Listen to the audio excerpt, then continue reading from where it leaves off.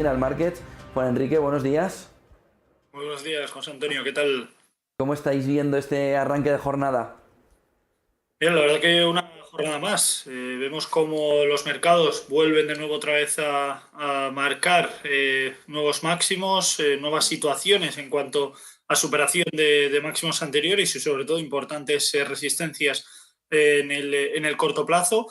Lo veíamos en el caso del Standard Poor's, cómo superaba esos 4.000 puntos, al igual que en el resto de índices también en la parte europea, como en el DAX consolidado por encima de los 15.000, incluso superando los 15.200. En el Eurostoxx muy cerca ya de esos 4.000 puntos de referencia, que veremos si supera y termina de consolidar. Y bueno, el IBEX, que como siempre se desmarca de todo lo ocurrido a nivel global, por el momento lógicamente muy lejos de esos máximos históricos que vimos hace años en los 16.000, pero parece que intenta de alguna forma consolidar niveles superando con volumen, lo cual es algo eh, es algo positivo en el corto plazo, pero que lógicamente tendremos que ir viendo paso a paso, jornada a jornada, cómo van consolidando niveles y sobre todo si las noticias macroeconómicas van acompañando en el corto plazo. ¿Cómo estáis viendo, aconsejando a los inversores en este momento en el que volvemos a estar cerca de máximos, en el que parece que hay determinados valores que para algunos inversores pueden estar sobrecalentados? Es buen momento para que miren acciones concretas, para que miren sectores, para que vayan a índices. ¿Qué creéis desde Admiral que es mejor en estos momentos para el inversor corriente? Bueno, yo creo que ahora mismo la situación para el sector financiero es buena en cuanto sobre todo las perspectivas que tienen de corto plazo, esas fusiones entre algunas entidades financieras. Yo creo que puede dar mucho impulso en general al sector bancario, y esto en definitiva lo que puede marcar es un poco la hoja de ruta, ¿no? Para el resto. Se habla mucho sobre la especulación, o se ha hablado mucho sobre la especulación en cuanto a las posibles fusiones entre BBVA y Sabadell. Veíamos recientemente la de Caixa y Bankia. Yo creo que al final esto determinará, o al final se contrarrestará sobre todo, ¿no? Con la posibilidad, con la perspectiva de ver un sector financiero reducido, ¿no? En cuanto a menos entidades, pero con mayor fuerza, mayor impacto, y lógicamente esto le pueda generar una perspectiva mucho mayor.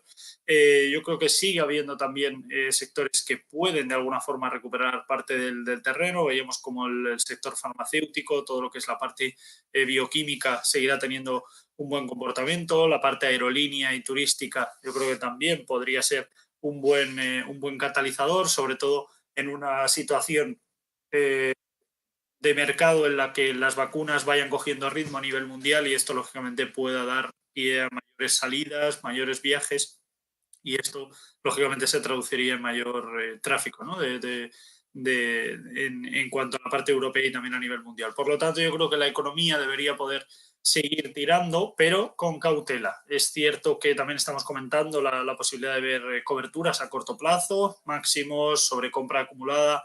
No descarto para nada caídas en cuanto al 10-15% en los mercados de renta variable, y no pasaría nada. Niveles a consolidar, buenos empaques y sobre todo caída de volumen en esos recortes. Por lo tanto, bueno, hay que esperar, pero yo creo que el mercado puede seguir siendo alcista con mucha tranquilidad.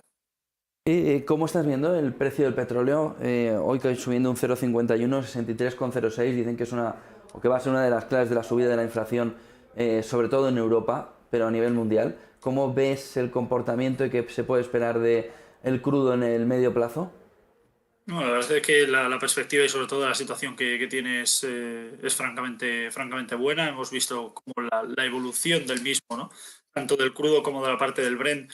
La evolución ha sido muy buena en los últimos meses. Vamos viendo cómo va consolidando bien buenas perspectivas, muy atentos a la posibilidad de que pueda perder niveles de 60, 59 dólares por barril en el corto plazo. Si esto ocurriese, podríamos hablar de cambio de tendencia.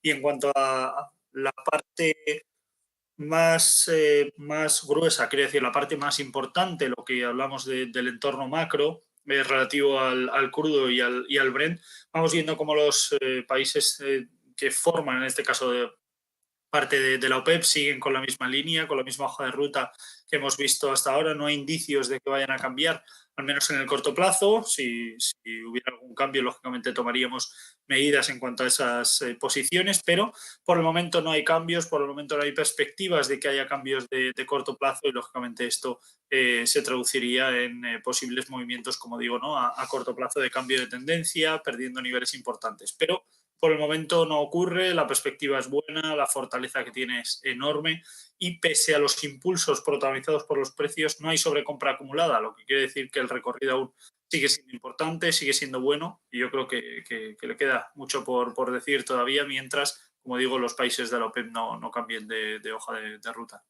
Juan Enrique Cadiñanos, director para España de Admiral Markets. Buen día, buen negocio, muchas gracias. Gracias a vosotros, José Antonio. Un placer. Bueno, tenemos